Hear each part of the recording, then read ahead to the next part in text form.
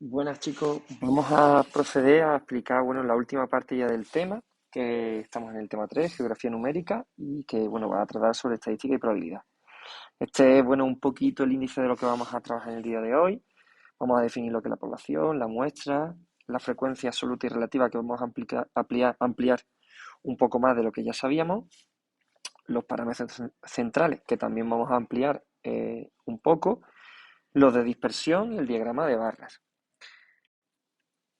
La población y muestra, con este dibujillo así tan cutrecillo, pues lo que quiero mostraros es que la población es el conjunto de todos los datos del estudio estadístico. Por ejemplo, imaginémonos que yo quiero hacer un estudio sobre, pues, la población de Colmenar, ¿no? Pues quiero saber, pues, cuánto tiempo usan el móvil al día.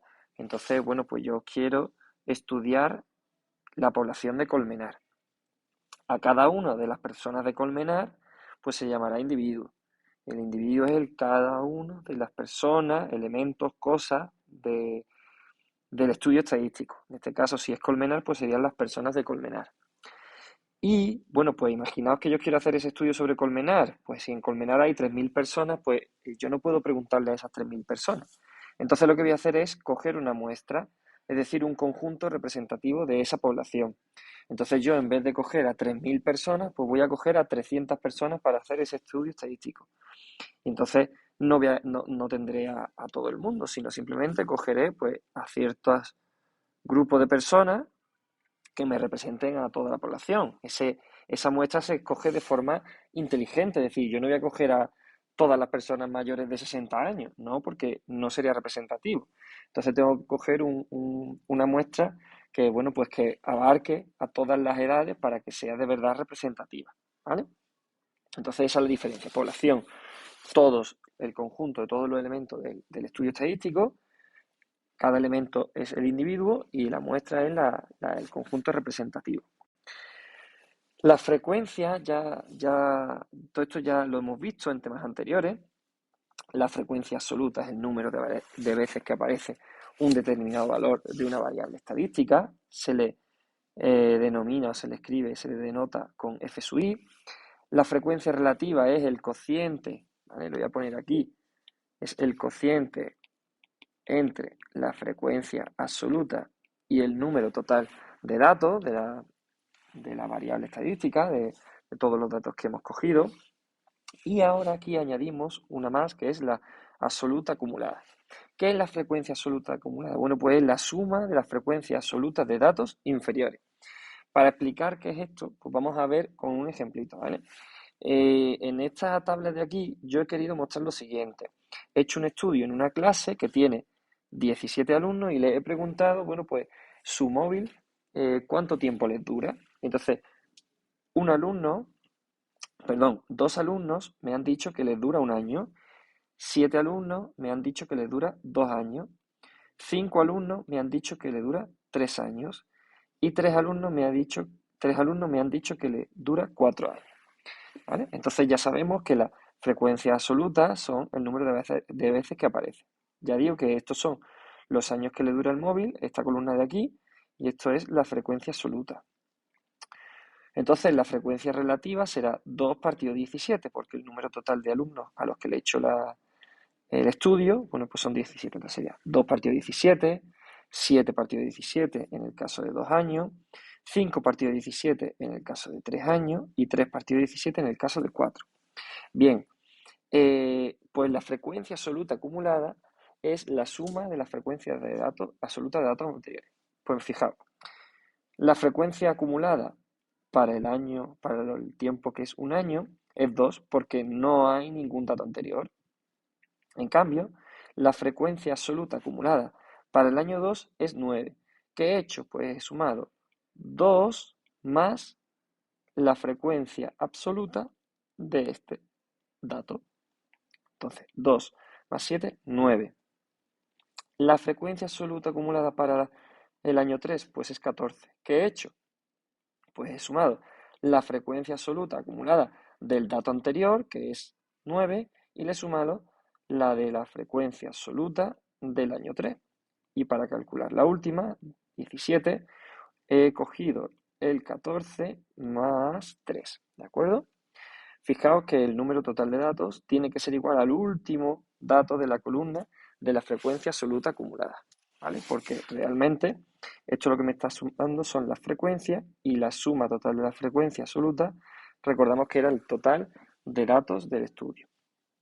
Bueno, pues esto ya. Ahora vamos a los parámetros centrales. Los parámetros centrales son números que nos representan a todo el conjunto. Dentro de este tema, pues vamos a ver tres, de los cuales ya hemos visto dos, ¿vale? Lo primero es la moda. La moda es el valor que más se repite.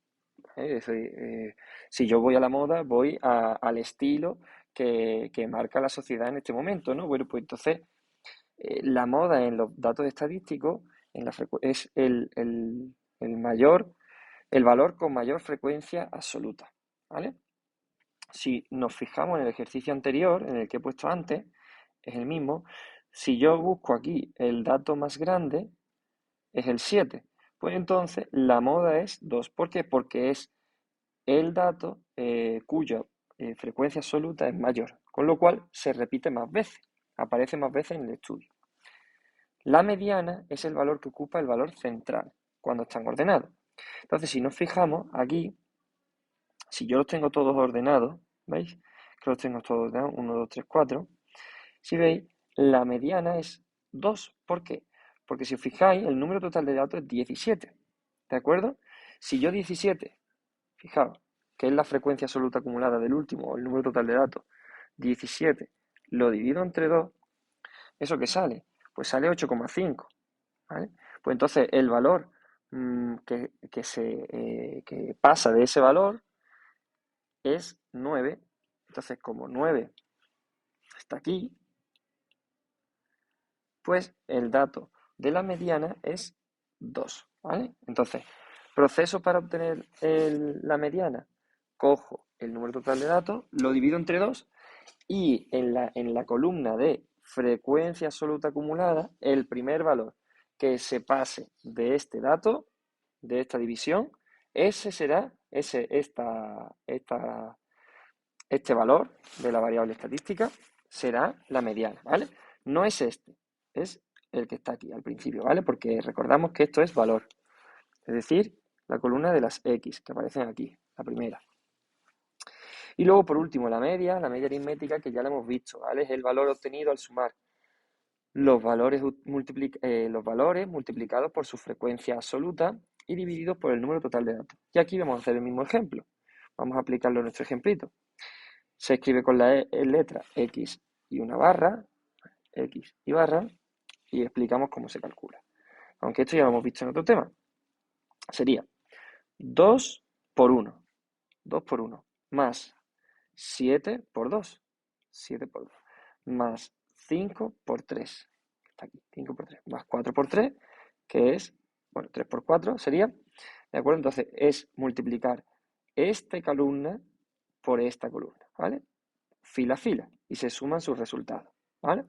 Entonces sería 2 por 1, 2, 7 por 2, 14, 5 por 3, 15 y 4 por 3, 12. Se suma todo eso, da 53, 53 partido 17, 3,12. Pues esta es la media, ¿de acuerdo? Venga, vamos al siguiente, los parámetros de dispersión. Los parámetros de dispersión, si hemos visto los parámetros centrales, que son lo que nos dice, bueno, pues un valor que nos representa a todo el resto, los parámetros de dispersión nos indican los separados o los no agrupados que están los datos, ¿vale? Es decir, si el parámetro de dispersión es muy pequeño, significa que los datos están todos muy juntitos. Si los parámetros de dispersión son muy grandes, significa que está muy dispersa la variable. Bien, pues tenemos dos. El primero es el rango. El rango es la diferencia entre el valor mayor y menor de una variable estadística. Vamos a aplicarle el ejemplito este que tenemos aquí. Recordamos que esta es la variable estadística, ¿vale? Entonces, si yo tengo todos estos datos, todas estas variables, tengo el valor 1, el valor 2, el valor 3 y el valor 4. Si yo quiero calcular la diferencia, el rango, lo único que tengo que hacer es restar 4 menos 1. Y eso me va a dar el rango. El rango es 3, es decir, lo que se mueve el valor de la variable estadística son 3, ¿de acuerdo? Nada más. Estamos hablando de la variable, del valor de la variable estadística. Y ahora sí, dentro de cada valor podemos calcular la desviación típica. La desviación típica es lo que hay de distancia, la diferencia que hay entre la frecuencia, ¿vale? Perdón, el valor y la media aritmética, ¿vale? Lo que hay de diferencia entre el valor y la media aritmética. La media aritmética, que ya la hemos calculado en este ejercicio, es 3,11, entonces simplemente es restar el valor a la media, ¿vale? Entonces será 3,11 menos 1, pues 2,11. 3,11 menos 2, 1,11. 3,11 menos 3, 0,11. 3,11 menos 4, 1,11. Me diréis, maestro, pero si tú me has dicho que es x sub i menos x mayúscula, x barra, es decir, valor menos media, tú no has hecho eso, porque si tú haces esto saldrían cosas negativas. Y digo, ya, pero realmente sabemos que las diferencias tienen que salir positivas. Por lo tanto, lo que yo tengo que obtener de aquí es un resultado positivo. Entonces le doy la vuelta y no pasa nada, ¿vale? No pasa nada, ¿vale? Pero así sabemos que realmente lo que tenemos que hacer es una diferencia. Si realmente queremos saber si se encuentra a la izquierda o a la derecha de la variable estadística, de la media aritmética, perdón, sí pondría esto de esta forma para saber cómo se encuentra, si a la izquierda o a la derecha de la media, ¿vale? Pero si lo hacemos mejor en valor absoluto, ¿vale? Que es como lo estoy haciendo, que es alterar el orden.